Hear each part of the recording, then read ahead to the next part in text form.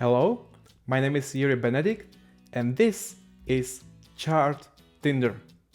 I will show you 25 charts and we can talk about what makes a chart great and what makes a chart, suck.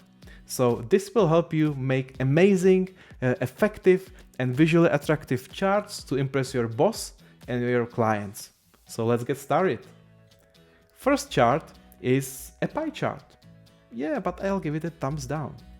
Why?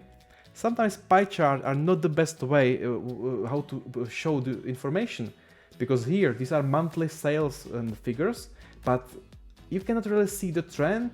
It's really hard to understand like which month is which, and you cannot really compare month. Is this month bigger than this month? It's really hard. So you don't have to use pie charts all the time. Definitely not for this data set. It could look even worse. Look at that, that would not be a good chart. Instead, I would recommend you to do a column chart, because column chart will make everybody happy. So this is a nice visual, clean way how to visualize your data. Super simple.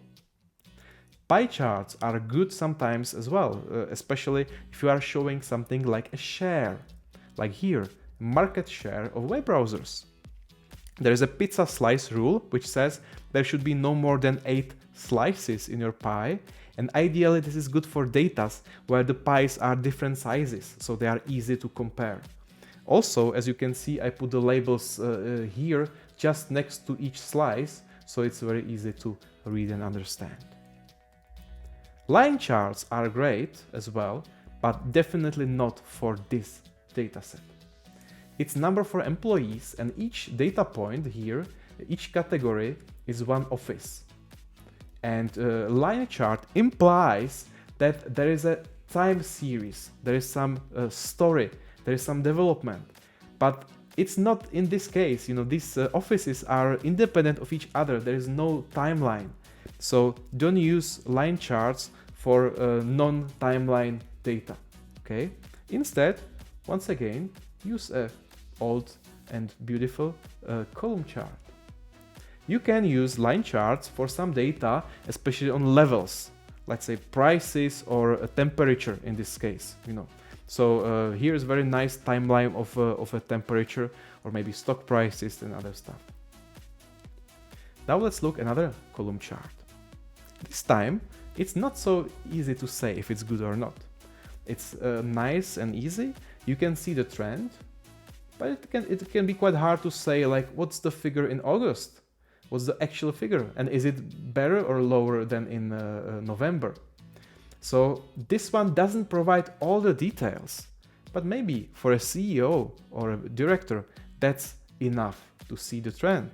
But for a CFO or for some data crunchers, you need to see more details, and that's why I always recommend to put the labels on top of each column to show the exact value.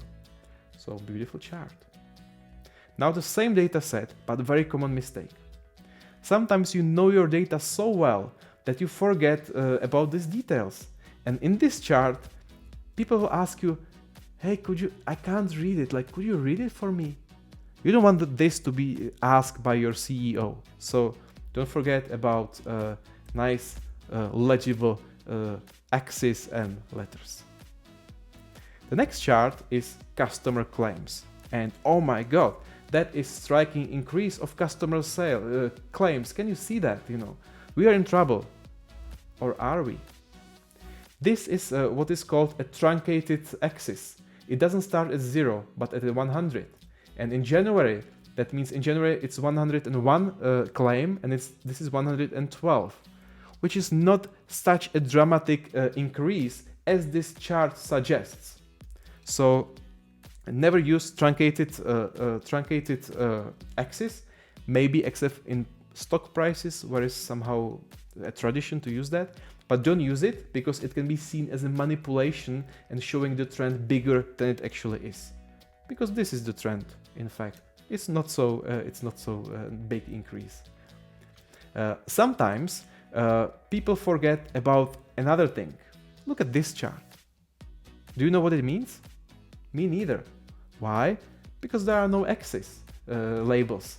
So always forget, never forget to put your y-axis and x-axis labels. So, but in this case, there is a still way how to improve it, you know, because everybody will just like turn their head, try to read what's written right here. Why don't we make it easier for them by just putting it right here on the top, you know? So that's it. Much easier, right? I like this chart. What about you? Let's give it a swipe right. And now a pie chart. This time it's a pie chart once again, but this time I'll give it a no-no. Why not? It's a chart that we've seen before, but why? Because I skipped one type of information that's critical and people forget it, and this is the time period. When was it? So never forget to put a time period in your charts, okay?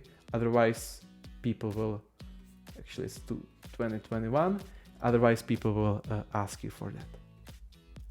Also, for charts showing KPIs and performance data, very often, like in this example of a foam density as a parameter of one of our products, it's nice chart, but we don't know, is it good or bad? We have no idea. Should it have a high density or low density? There's no way to tell from this chart.